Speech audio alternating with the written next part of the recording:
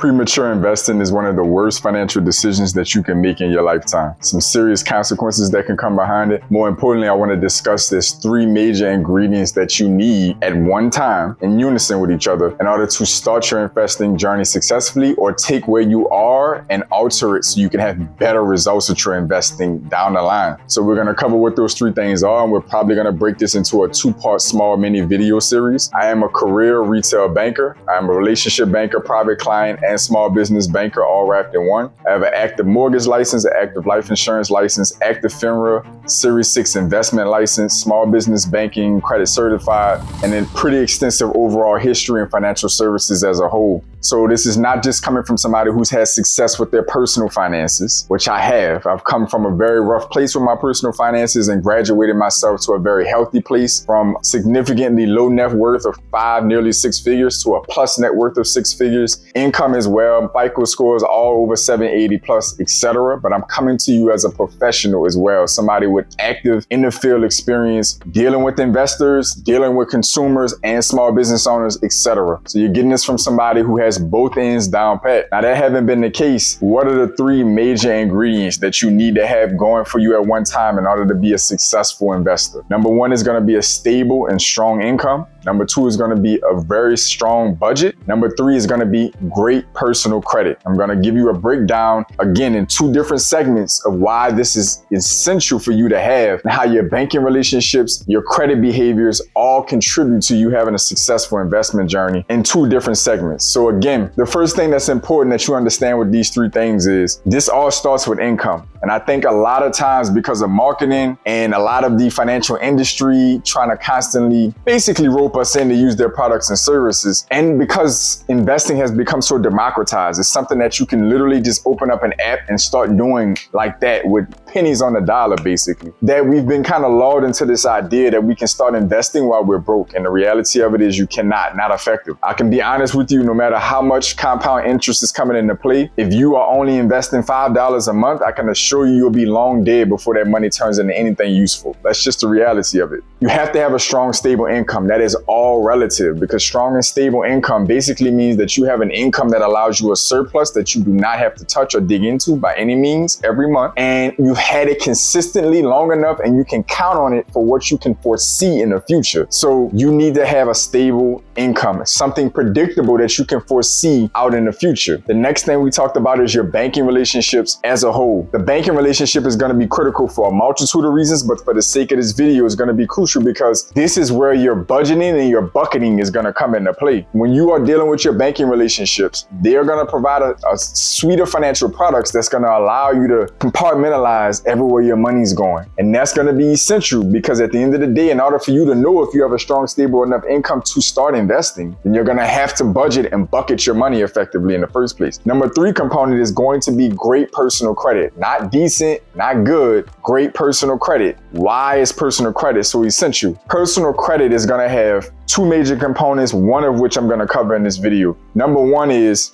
you don't want excess money going towards your liabilities. Anything that you put debt on as a liability that is costing you interest, you don't want that money chewing away at what you could be using to invest. If you are paying on a car note and that car note is costing you 13, 14, 15%, 16% at the time of this recording, then what's the point of you going into the stock market for 6, 7, or 8% return? If you have double-digit debt or high single-digit or double-digit debt in credit cards, auto loans, anything else, recreational loans, that you might have a boat, you might have a motorcycle, whatever the case may be. If you have that kind of debt and it's taking you years to pay it off, you're really washing out somewhat the benefit of investing in the stock market or in real estate. Now, a couple caveats I'm gonna throw out there. For those of you who may be thinking it, yes, time is still working in your favor. The sooner you start those investments, even though you might not be making a surplus or have a positive arbitrage overall in your finances, you've started that investment and started the compounding journey early. That's gonna be a case-by-case case scenario. In some cases, that may be true. It depends on your personal financial picture. The second thing I want to caveat in this video is if you are working for an employer or anything around this arena where you can invest in a retirement plan, by all means, get started with that. Don't wait until your finances are in perfect shape to start doing that. This is a little bit more tailored around that autonomous investing, taking excess capital and you going start a brokerage account, you actively going buy a real estate property, actively investing in mortgage notes, where you're getting 8 and 10 and 12% returns on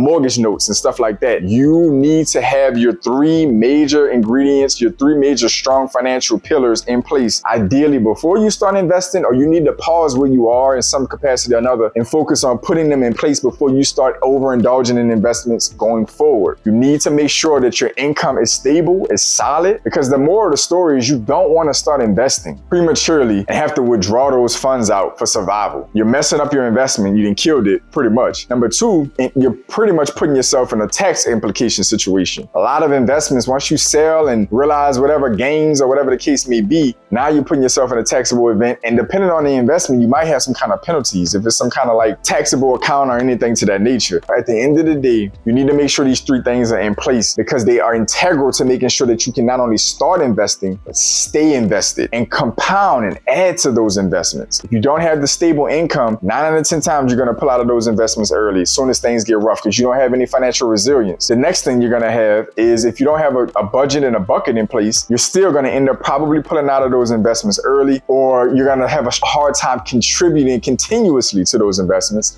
And you're right back to square one where you're working off these small dollar amounts that aren't going to really move the needle in the foreseeable future. 3, if you don't have relatively ideal credit or 740, 760 plus, then 9 out of 10 times you're paying significantly more in interest than you're going to earn on your investments. And that's going to be over the lifetime of those investments if you don't fix it. So you have to make sure these 3 things are in place in order to make sure that your investing journey is as effective as it possibly can. I'm going to cover the second segment of this in the next video, discussing the second half of these same 3 components being in a place for you to maximize your investment journey. To all my pioneers, welcome back. To my new viewers, welcome in. Comment down below and let me know exactly where you at with your investing journey. Let me know what these 3 financial pillars are for you. Do you have them in place already? Are any of them new for you? Or do you have questions about them being in place as to why? Do you have an argument as you feel as if they don't need to be in place for you to start investing? Comment down below. We don't always have to agree. I'd love to hear any intelligent, well thought out responses in the comment section down below. Support this channel. Like, comment, subscribe, and share. Other than that, I want each of you to stay focused, stay in motion. I'll see y'all soon.